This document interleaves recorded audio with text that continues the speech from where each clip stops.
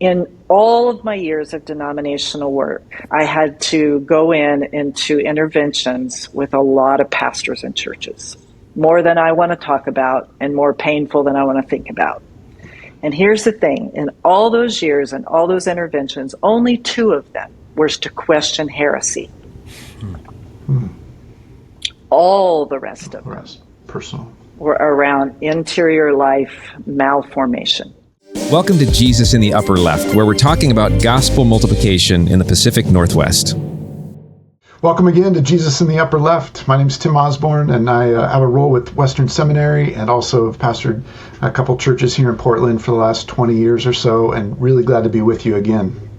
Hey, and I'm Gabe Kolstad, and I'm out here on the west side of Portland and having a blast serving in the church and helping with some church planting efforts around the city. And we have yet again just a great guest that we're very privileged and looking forward to hearing from. I want to introduce to you Tammy Dunahue, who is currently is the Executive Dean of Portland Seminary at George Fox University. But prior to that, as we'll hear, has some 40 years experience pastoring, planting, and leading a larger movement of churches. And so, Tammy, we're just so privileged to have you on. So welcome in. And can you kind of introduce yourself to us, and then kind of we just want to hear your story, actually. And there's a lot there, but just looking forward to hearing your story of following Jesus and leading for him. Well, thank you, Tim and Gabe. This is a pleasure for me. I love to talk about church planting. It's been a large part of our ministry, either doing it personally or helping others. So this is a real pleasure to be on. I was thinking in preparation for this, my husband and I met and married when I was 18 years old, and he was 19, and we went right into ministry. We were full-time pastoring when I was 19 and he was 20. Whoa. And so 40 years sounds like a long time, and I should look really old, but that's why we started really young. Both of us were church kids and just knew we loved Jesus and his church. And our whole relationship started around vision. And I should have known then what all was ahead of us, because we used to laugh and say somebody could drop us in the Sahara Desert and we'd see vision for it. We would build a city, we'd put a church in it, we'd have a school, the whole thing. That's just who we are. So every town, literally, that we would drive through, we would think, ooh, we could plant a church here. And so that has always been our passion from the beginning. And frankly, through all those years of ministry, we either did replants, revitalization, or church planting. That's what we did. And when we would get it up and healthy, we were both ready for a new challenge. So we weren't the kind who stayed in a church for a real long time. It wasn't our gifting or our grace. It was more like helping churches or starting churches and helping others do that.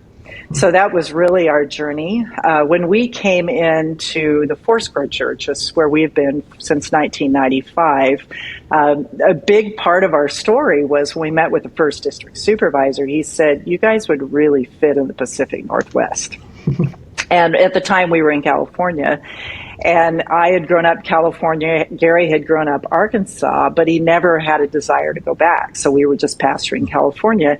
And due to a family situation, we didn't take the church in the Northwest. We ended up staying in California, but we always had a love for it. And so when I ended up at Portland Seminary as a student, nobody was surprised. And then my denominational work took me there a lot. And so I've had a real heart and affinity for the Northwest since that time. But when we were pastoring a small church, doing a turnaround, one of those situations, they didn't tell us they were about to close it. And then we got in there and had vision for it, as we always do, and graced it. The Lord just graced it. And it was a beautiful experience. And one day my husband came home and said, you are not going to believe this. I can't get Arkansas out of my heart. And I said, no, you're right. I'm not going to believe this. And we both just sensed, oh no, this is about church planting. This is what we've always been dreaming of. And so the Foursquare Church at that time had not had a church plant in Arkansas since 1961. And this was now 1997. And so we talked to 2 district supervisors. They had no real church planting structures at the time. So we were in the early years when they were really revitalizing the vision for church planting in the movement. And so we were some of the early, I remember I was thinking about it today, Bob Logan and Steve Ogney. I don't know if those names are familiar, but they're way back when. They were the ones who wrote the first, I think, boot camp for church planters. And we were some of the first in Foursquare to go through that in the first series that they had. Wow. And it was out of that the supervisor said, we sense this is God and we're going to help. So for 6 months, they gave us support, and we moved our 2 teenage kids and a dog and all of our belongings to halfway across the country. We knew a couple of families. Gary had a little bit of family there. And we said, this is where God's called us. And so with that, in 6 months, we had a fully self-sustaining church. And it was just, again, the grace of God. And we loved it. Gary and I, our gifting is so complementary of each other. So we've co-pastored our entire lives. We don't know how to do anything else. We both love to preach and teach, and we both love to see people come to faith and grow in faith. And so what we've done is we've envisioned things together. We always see the vision, and that we have an alignment. But then how we go about it is very different. And so that's where he would go get the people, and I would create the strategy and the systems, and we'd implement together. And it's just been a wonderful story. And so out of that church, we planted 5 churches, one south, one north, that are both very large sustainable churches today for that region. And then we had some house church networks that were born out of it. And so it was that was the launch of our own experience. And so out of that, Foursquare said, hey, this is working.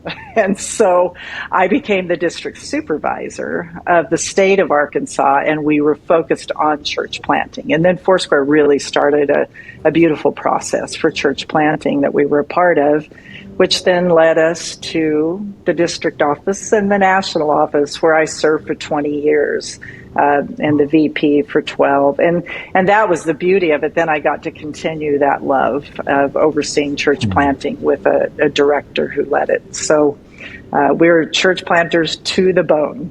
Wow. Okay, I've been trying to keep track of my questions because they've popped up. I know, me too. 16 questions. Okay. Got a list. One that I have is, tell us more about your complementary gifts, because I think that's a real key when you talk about ministries that can multiply, as you're talking about teamwork from the nucleus out, right?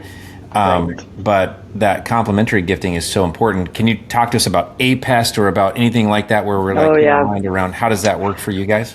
Yeah, that's a real passion for me, Gabe. I don't think Paul was mistaken when he gave us this plan for the church and for leadership structure. I'm real big on leadership teams.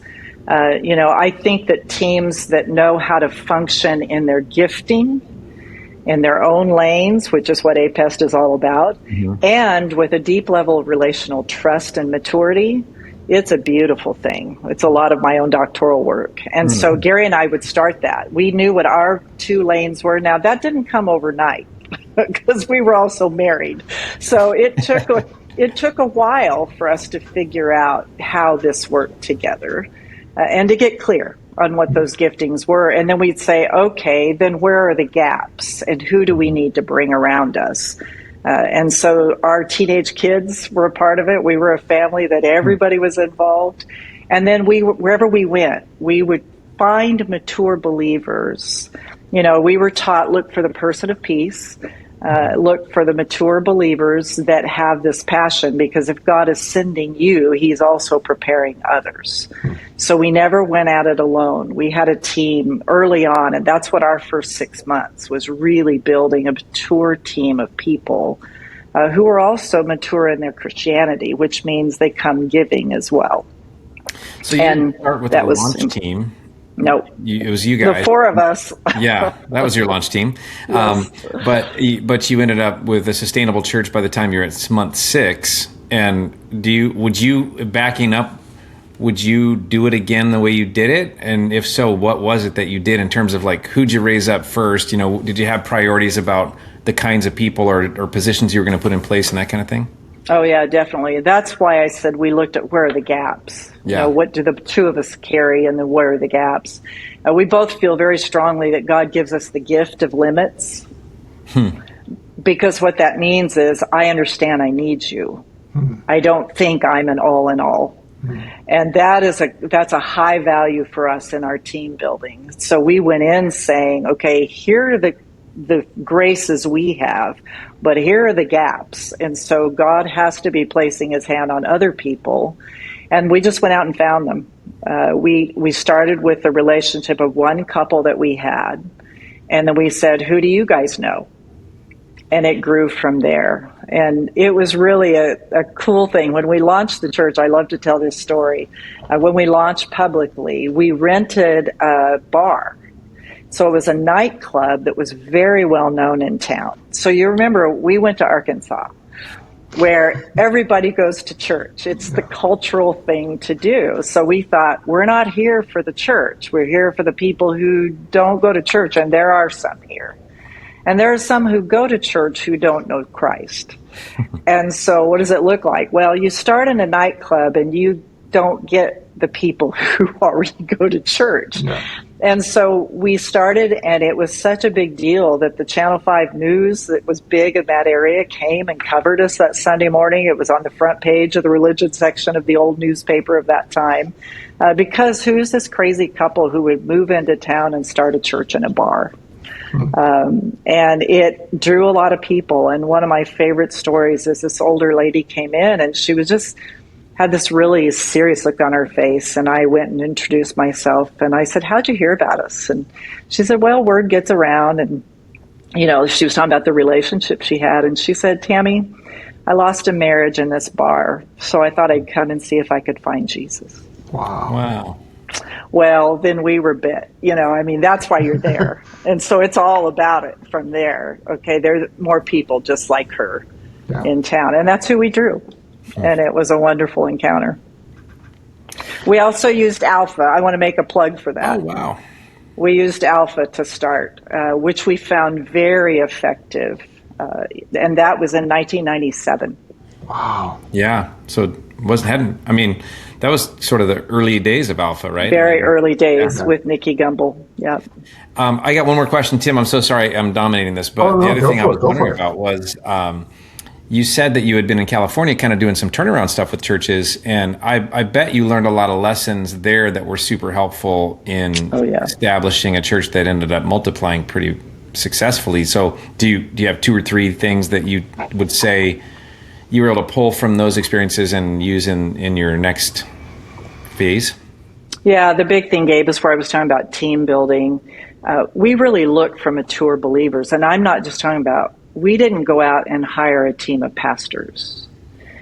We look for committed people to their local church who served, who we could see a passion for new things. Because obviously we weren't conventional. And so we were looking for people who weren't stuck in a certain model or tradition, but were really mature in their faith, that we could say, come and give us 18 months. Because one of the things that we learned in our church plant training is typically your launch team stays with you about 18 months. And the metaphor they used was booster rockets on the shuttle. Mm-hmm. You know, they carry you up so far, but when you hit to a certain level, they fall off. And we were trained in our plant training that you could expect that. And so we actually used it to recruit people, to say, hey, we're not asking you to leave your church forever, but would you be willing, with the gifts you have, to come and contribute to the launch of this new church? And they did. Wow. So that's the biggest thing we learned. And we learned that in turnaround because we did the same thing there. Is have eyes for who stayed here committed through all the ins and outs of this church that brought it to this place. And why did they stay? And so we had those kinds of conversations. That's good. Yeah. So when you're in Arkansas and the church it sounds like it was growing and thriving and reaching people that maybe other existing established churches weren't. What was that like then to move to? You said you planted South and North and some house church networks. What was that process like, and what was it like to identify leaders and then to send out?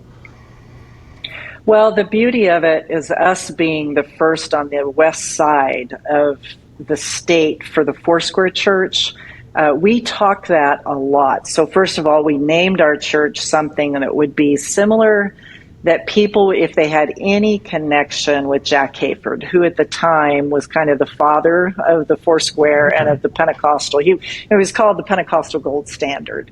So at that time, Church on the Way in California was one of the mega churches. It was having major influence in churches around the country.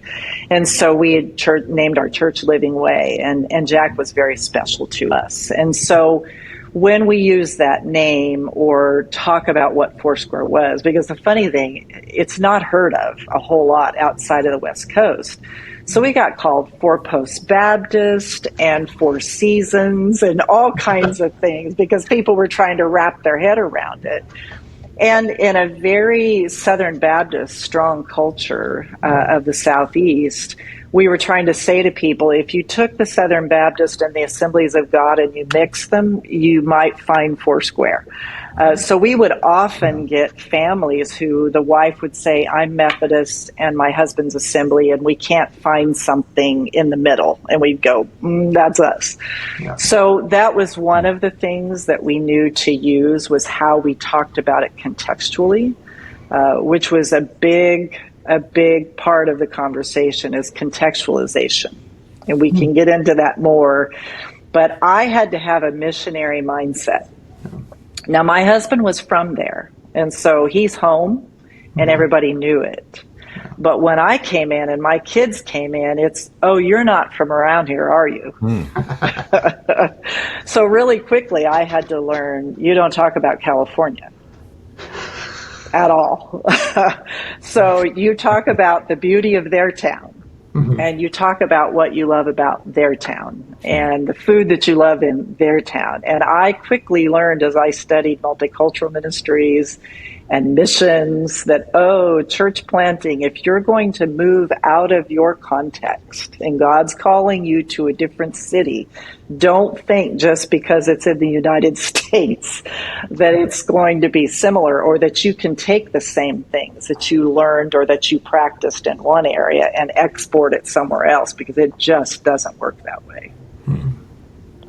So when we began to plant out, that's what we did, is we talked to pastors and leaders that we could tell there was a growing, either they were non-denominational and were ready to plant, and there was no system, because that's part of it. You know, if you're a non-denominational network and they don't have a system for planting, when people feel raised up to call, they don't have a place. They don't have any support system around them.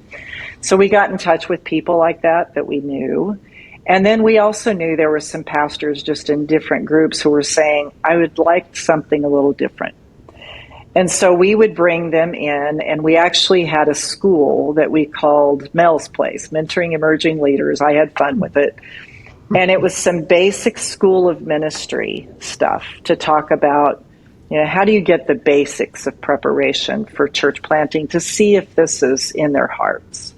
And so we had several of them come through that. And through that, we could just have lots of conversation. What's Jesus saying? What do you have a vision for? And both of our strongest churches that we planted were pastors who really had been in their city already and had a real passion for it, but were not able to contextualize with the vision that they had. And so we were able to support them, provide a support structure to help plant them out with a team. So both of those were unique models, and they're both very strong churches who are now planting out. The house church network was more relationships that we had and people who were saying, you know what, I feel called to plant a church, but I don't think we could do what you do. And I have a real heart for this, because I believe there are a lot of church planters, but all they see is the big box model of church, and they can't see themselves leading that. And so they just think, I'm not a church planter. And so I think we have to help them with some holy imagination of other models of church. That's so good. I'm curious if you can, kind of unpack for us how you could be sort of a hybrid leader or a hybrid network like that, because I do feel like that can feel it's like two totally different lanes in a way, and it sort of requires a unique focus per expression. So how did you manage that tension of going, we're going to support these various things and do it well? Yeah, it was, I would tell you, this is where our family metaphor came into place. And so I would say to them, and we were trained this way in our church plant training, the idea then in the 90s was plant pregnant. So it was plant a church with church planting in your heart, because the statistics then is if you wait past 5 years, you'll never plant. I mean, it was just kind of the mindset. You have to have a mindset for planting. So we went in with that story to our plant team and said to them all along, we're not here to just to plant one church. When we came, we said, our goal is to plant churches on the 71 corridors. So Highway 71, north and south, all the way up. There were no Foursquare churches. So we went in with that vision, and everybody knew that from the beginning. And so I would use the metaphor, and this is the beauty that a woman can do about having babies. And I said, look, if I gave birth every year, I would be unhealthy real soon. And if your mother is unhealthy, you can't give birth to healthy babies. And so you have to think of this every time that you give birth to a new baby, it takes a while to replenish your strength. And so we think of that metaphor, what does this new baby need? How strong is this baby when it's born? The two large churches we birthed didn't need that much. They needed more pastoral support and coaching, and they needed administrative support and coaching. And we provided the administrative structure for a while. And then what I did when I became district supervisor is I said we had 7 churches in Arkansas that were old and had no new life. And honestly, the state was dying. And so I said, look, if you all want to see the state come alive, then you need to celebrate these new births. And I said, what happens when a baby is born into your family? Well, I can tell you as a grandma, everybody comes alive when a baby's born in the family. So I said, Arkansas Foursquare, we're a family. So when a baby is born, we're all going to celebrate. And the greatest thing, you guys, is some of these churches, that it was a sacrifice. They would send the planters $100 a month. When the pastors were bivocational and were not making a salary, but they wanted to support these new babies, and they would adopt the planters. So I asked them to adopt them in prayer and care and whatever financial support. And it brought new life to the entire state of all these churches. And so I believe you can build a network even when you don't have one, of the relationships you have around vision. So that's great. That's so great. Kind of took away our excuses there, Tammy. I like to do that, Gabe. One of the greatest things they did is they created, even with their elderly members, they would do a card writing ministry, and they made sure that every planter's child, their anniversary and their birthdays, they got personal handwritten cards and gift cards for them to remember. Because I tell them, as a church planting family, it's hard work. And your whole family is involved. I said, our whole family, you guys know this, we moved our kids in their freshman and junior year from the Bay Area of California to Arkansas. I said, we couldn't have moved to China and had a greater culture shock. And they adopted my kids. Wow. And that loving support for a church family when you're planting goes a long way. So don't underestimate what you can do. In established churches, or like the ones you described that were not thriving and not alive, the way that they join the mission and get to celebrate, because it's so easy for a church leader to say, I'm not, and that you quoted the statistic, if you don't plant in the first 5, then you may never. And how many churches say we're not at a place. I mean, I've had that conversation. I'm sure you have too, Gabe, is so many times as established church, or if a lead pastor comes into a church and they've never planted and the church has never planted, then it's almost like there's these metrics that when we get there, then we'll plant. Right. Which I don't know that ever works for anyone. Like, if you don't it doesn't. If you don't find a way to like participate, it doesn't. Yeah. Right. Yeah. Right. It's just like saying, we say this to young couples. If you wait to have all your ducks in a row and all your finances just right and have a house, you'll never have kids because you're always going to have something come up. Yeah. So it's, again, having that holy imagination for what support looks like and how quite a few churches could go in together and plant a church, and it's vibrant and healthy and everybody owns it. And that's what becomes beautiful about it. Well, and everybody owns it is if you're leading a church and you don't feel like you can be involved in church planting, when somebody invites you to do, what did you say? You said pray, care, and give what you can financially, but then you also invited them to be a part of the celebration. And just that little on-ramp for an established church that perceives himself as not ready or able to participate, all of a sudden they get to step into the story and the celebration, and that just snowballs. And that's, Well, a key to that also is, I talked about family life cycle. And this is tough for some people, but this is the truth. I believe every church, denominations, networks, they all have life cycles. Yeah. And if we would learn to celebrate it and not try to be perpetually young, there is a church planting organization that I had worked with at a time, and there's a little book called Legacy Churches.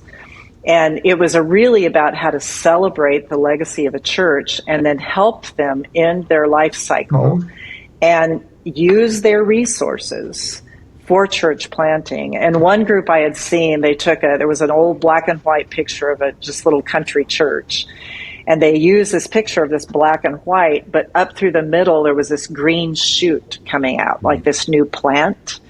And the whole idea was to help churches as they age celebrate the legacy and help them understand that if they'll reinvest all of their years and their financial resources, their assets into church planting, then they live in perpetuity through the life of generations to come. And if somebody helps a church have that vision, it's amazing how they buy into it.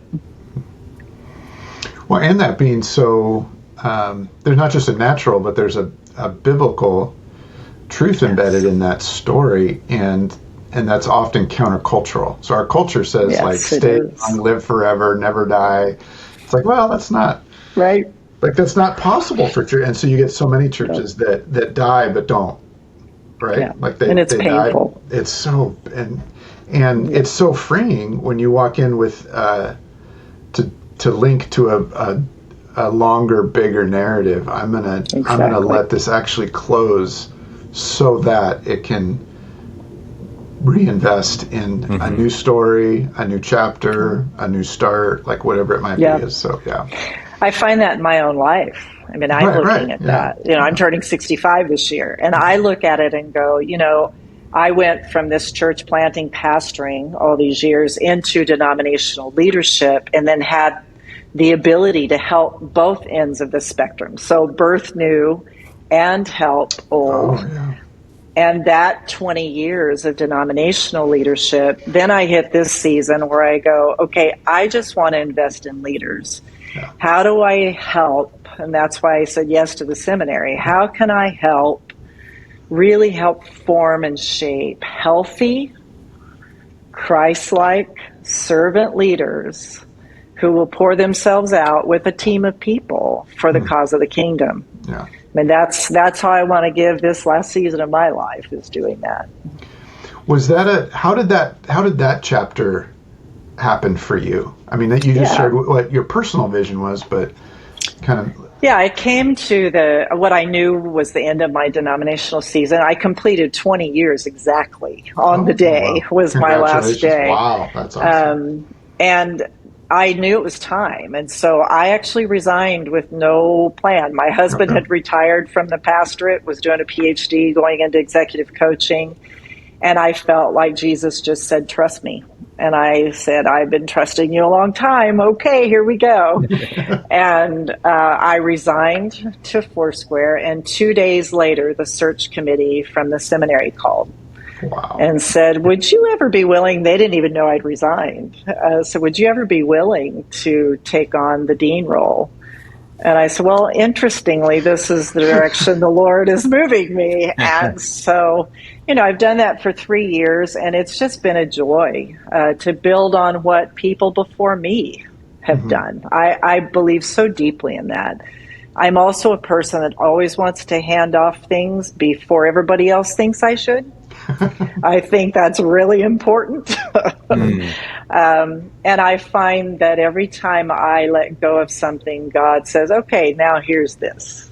And I hope it's that way with me learning and growing and serving for my last breath. Wow. What a cool lesson. I love that. That's really great and encouraging. I think that a lot of times there's the great fear that you're not secure enough, that you don't know what's coming, so you can't let go of what you have until you know what's coming. But that rarely works out that way, huh? God has surprised me, Gabe, over and over. My husband and I keep talking about it. Right when we see, okay, we're going to do this, but this, in all human opinion, is crazy. And the other day, my husband said, that's our whole 46 years of marriage. I mean, that's just how we've lived life. And we just see it as an adventure. And we want to live the rest of our days that way. I'm curious what you've seen. You know a bit about Portland, and you know a bit about what God's been doing here recently. And we've been praying for decades, and we're seeing some new things happen, and it's really wonderful. And I'm just kind of curious, since you're so interested in leadership development and seeing the harvesters grow, what do you think are some of the obstacles that we need to address in order to really see a movement across our region that that's something that God could use the way He would want to? Well, I love that question, Gabe, because I really do love the Pacific Northwest and Portland in particular.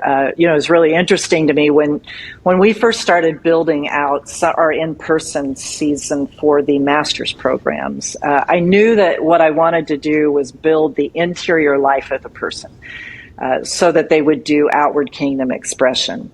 And so we do the interior life focus in Newburgh, and we go out into the vineyards, and I literally had them walk the vineyards. We had a wine group that would let us do this, and they walked the vineyards, and I said, I want you to stare at that vine, and I want you to read John 15. And then we interviewed a vintner, and we had an author who had written on this to come in and talk about the interior life. What does it mean to abide in Christ? Because this is the formation piece, which is central to us, is so important. And here's why, and this is what I told them. In all of my years of denominational work, I had to go into interventions with a lot of pastors and churches, more than I want to talk about and more painful than I want to think about. And here's the thing, in all those years and all those interventions, only 2 of them were to question heresy. All the rest of them personal were around interior life malformation. Yeah. And so I came into this saying, this is a non-negotiable. The whole life of the leader must be formed, or the outward performance will crack under the pressure at some point. And so we do this interior life. And then here's what we do. The second year, we take them to downtown Portland. And we stayed at the Paramount Hotel, and we walked the streets of Portland. We went to a soccer game, to the Timbers game. We went all over the streets. We had our services in the historic downtown First Baptist Church. And I said to them, we are going to teach you to have eyes to see God on mission. Because I promise you, God's busy in Portland. But whatever the church is doing, God is busy in Portland. And so what the church needs to do is have eyes to see what is God already doing, and then what's He inviting us into in that. And so I told them, I said, if you can see God in Portland then when you go home, you'll be seeing God in your city. And so I had them walk the streets. They were downtown Portland, which I loved. And I said to them, this is a beautiful city. This is the Rose City, and God is at work here. So sometimes I think, Gabe, our biggest barrier is our own perception. What we've let shape our thinking about a city.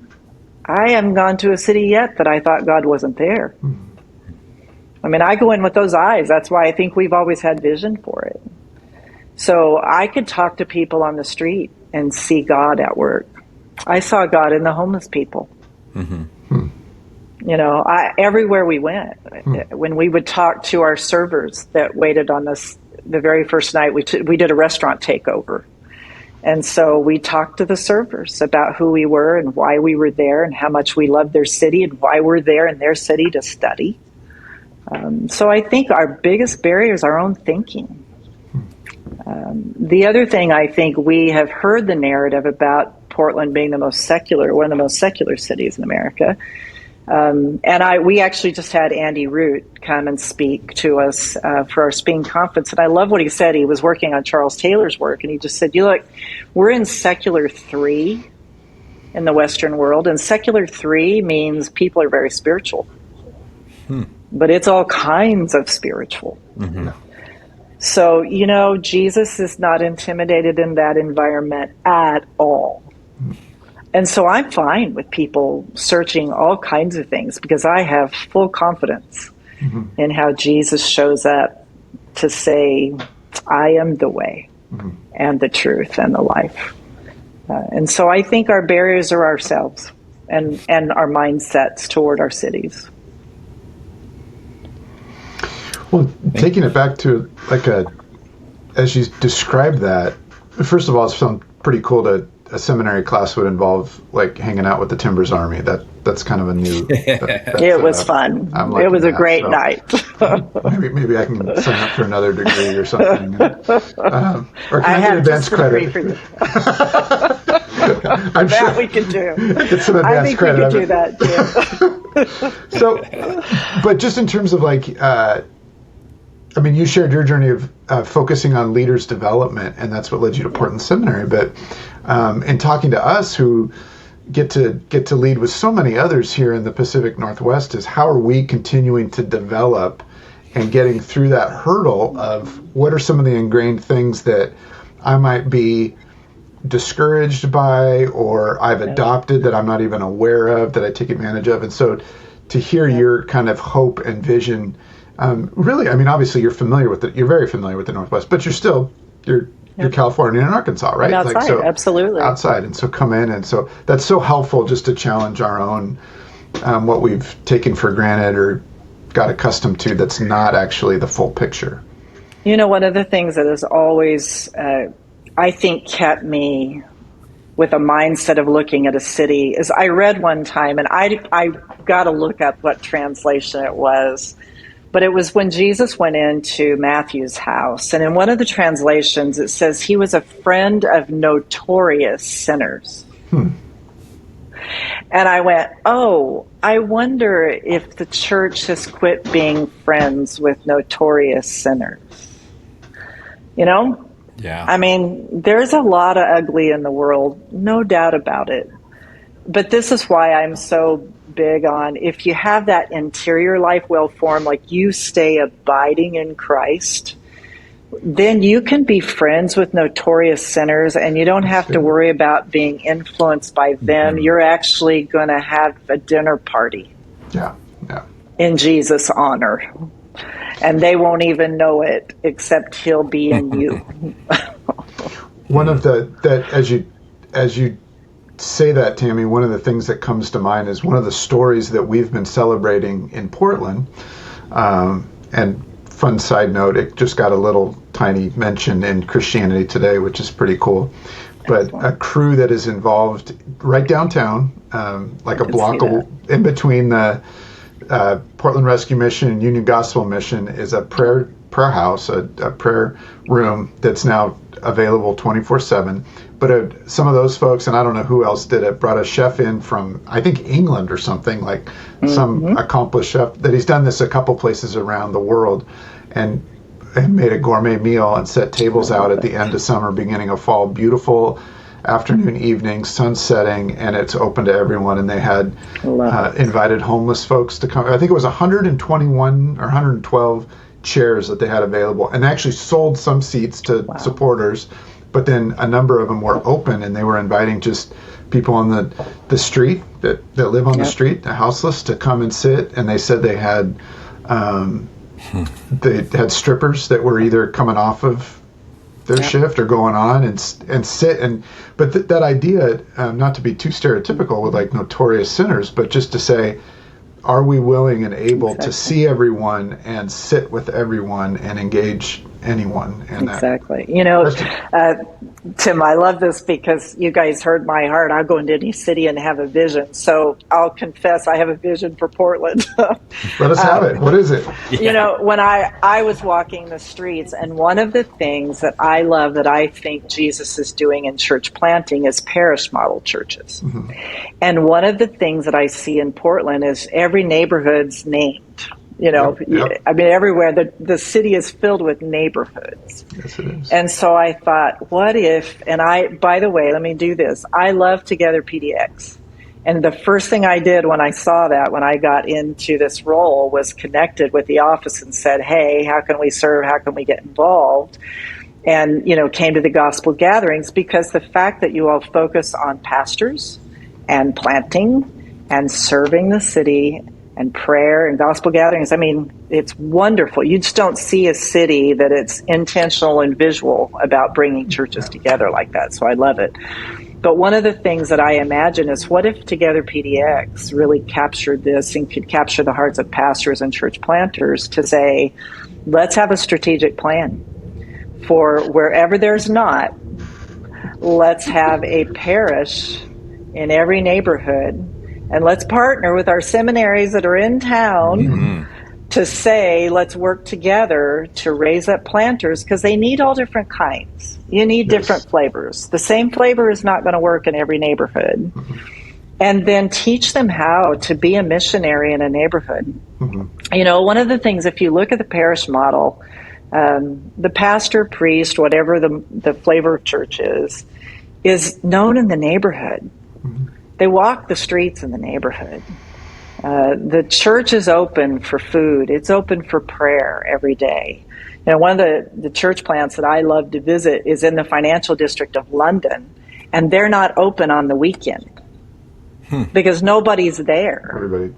They're open Monday through Friday, and they offer meals every day. They have prayer. They have morning prayer. They have services all through the week to serve the people, and then they're gone on the weekend.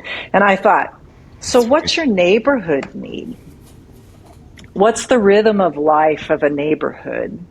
And what does a church need to be to serve the spiritual needs of that neighborhood? I think if a city took on that kind of church planting vision, it could be amazing. Yeah.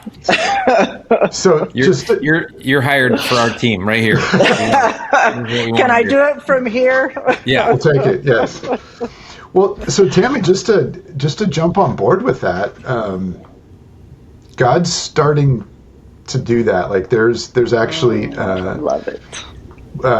There's a mapping effort to try to identify every neighborhood, and then to identify where there are churches and where there are planters headed. Where's the need, and and I don't know what else. Gabe, you've probably got some more details along those lines, but there's an effort to do that just so that we can see it visually, and then because we get asked very regularly when folks show up, because the ministry world of Portland is very well connected and collaborative, and high level of trust, high level of care and support and welcome.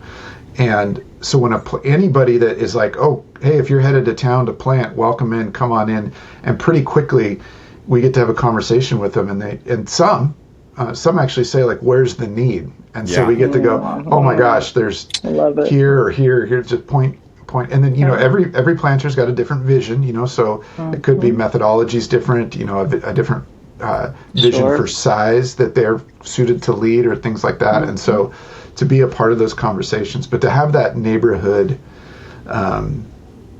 really it's a map. It's like literally it's a map, and there's different neighborhoods. And well, that's interesting to me, Tim, because when I became the district supervisor, because I am so visual, so the first thing I had him do was take a map of Arkansas and put it up on a board above my desk, and I have a pin where every church is in existence with a flag of how old it is and what the population is of the city. And then all of the cities that we had vision for. Good. And we had a prayer strategy, because the first thing to planting is prayer. That's the plowing the ground. And if you don't start with prayer, I just pity the planter. I mean, it's just, you have to start with a prayer strategy before you send people in. Yeah. So I did the same thing at Portland Seminary. When I got there, they all looked at me funny. I said, you guys go get a national map and put a pin where all of our students are. Yeah. And you know what happens is people continually walk down the hall and see that map and go, wow. We didn't realize. Yeah. Well, that's true of every city as well. We don't realize. Yeah. Good challenge. Love it. Yeah. Well, just another maybe a little word of encouragement too is that in that same way we keep finding more of us. Meaning we keep running into churches. Oh, I didn't know this was there, or I didn't know. Right. Right. And of all ages, of all methods, philosophy of ministry, of all ethnicities. It's really, it's right. It's pretty cool on that too. Yeah, I would say that's one of the things I've discovered in Portland. The seminary has had the favor with Lily that we've had some amazing grant opportunities, and we chose to invest the money in churches that we would ask some pastors, who do you know that nobody knows is here or has been under-resourced? And those are the people that we've poured the money into. Great. So we've had, I forget the number, I mean, it's a large number of churches and pastors that we've poured money into and time into that nobody will ever even know because we went after those who aren't known. Amen. Yeah. So good. Gabe, unless you got something else, I just have maybe an ending. I just want to say thanks, Tammy, for your investment in our city, as well as just your fire. I love it. Your fire for ministry and for church planting. I think you bring a real unique approach. And at the same time, it's also very familiar. It's like, that sounds like what we should be doing. That sounds exactly like what we should be doing. So thanks for the great, encouragement and reminders. And, some of the visuals that you gave us, I think they'll stick with us. I appreciate that. Excellent. Thank you. I was going to say something very similar, Gabe. Tammy, what I appreciate about you and just want to say thank you so much is modeling. I don't know what it was like for you when you first were part of revitalization and planting, but the passion and the vision that you have at this year, this stage of life, is so encouraging and contagious. Just want to thank you for leading well in every chapter, and this chapter especially. That's just so. We need that. Pastors need that. Planters need that. And so it's just so good to have. It feels like we should have had your husband on here too, but for you as a couple to model that at this stage of life of you've led faithfully and led well, and still have such a passion and vision. Can I add one more thing to the vision piece? Absolutely. I'd wrap up with this because obviously you could tell maps are important to me. So nationally, I was leading our convention, which is all the Foursquare churches globally. And we were going to do a prayer for church planters. And we were just going to light them up with a message. We had someone preach, and then I was going to make a call that if God is dealing with your heart and you think church planting could be anywhere in your future, or pastor to plant out of your church, we're going to ask you to come forward. So what I did is I asked my team, I said, I want you to get a map that shows the lights of every McDonald's in the country. And so they did. There is a wonderful map. You can Google it because it's a black background, and then it has these points of light, and it just lights up the nation. And here's what I tell them: wherever there's a McDonald's, if they can put a McDonald's there, Jesus has a church there. That's so good. And we had a town of 63 people called B Branch, Arkansas, and I said, we have a church there. Because wherever there's a dot with a name by it, that represents people that Jesus loves. Yeah. And so there is a possibility of a church plant there. What you have to have a vision for, and this is what I said, that in the darkness, a birthday candle will do. You don't have to have a strobe light. Now, some of you will plant strobe lights because that's who you are and you can't help yourself. Yeah. But some of you are birthday candles, and don't discount yourself, because in the darkest dark, a birthday candle will do. And so we took a theme for our church planting, a candle in every community. And so I would just say, Portland, wherever there's darkness, a birthday candle will do. A candle in every neighborhood. Yep. Light up Portland with the gospel of Jesus Christ. Amen. So Amen. Gabe, that just takes me back. Gabe and I got to go to England in October, and part of a session where they were inviting us to do just what you described as to dream. And we wrote on a piece of paper upon our process there, that moment was like, what would it look like to have a gospel-centered, disciple-making presence in every neighborhood, and just like what you just said. So that's beautiful. Yeah, and you all know this. Behind every vision has to be a strategy and a lot of hard work. And so with all of my passion and vision, I am also the one who builds the strategy. So I know that there's a lot of strategy and a lot of systems and a lot of just plain old hard work. And so I want to commend you guys, because you're coming around church planters and their families to support them is so much about what sustainability, where it comes from. And so thank you for doing that. As a church planter, thank you for doing that. That's so good. Well, good. Well, let's end with that. That's a shout out to anybody who's listening. And if you're on your way to Portland to plant, come be a part of a family and find a connection, a relationship, and a supporting crew network. We'd be glad to be that, or connect you with somebody else that can be that. But Tammy, thank you so much for your vision, for your love for Jesus, and just encouragement. Deeply felt, deeply needed. Thank you. Yeah. My pleasure. Tammy. Thank you. Thanks so much for joining us for this episode of Jesus in the Upper Left. We want to ask you a quick favor. Would you please subscribe so you don't miss a single episode, and share with those that are in your life that might benefit from the content. Hit the notifications button, rate and review, of course, and then head on over to upperleftshow.com, where you can find bonus content, opportunities to connect with those around the city that are doing similar work as you, resources to help you, and just a way to connect to the community. We hope to see you again next time.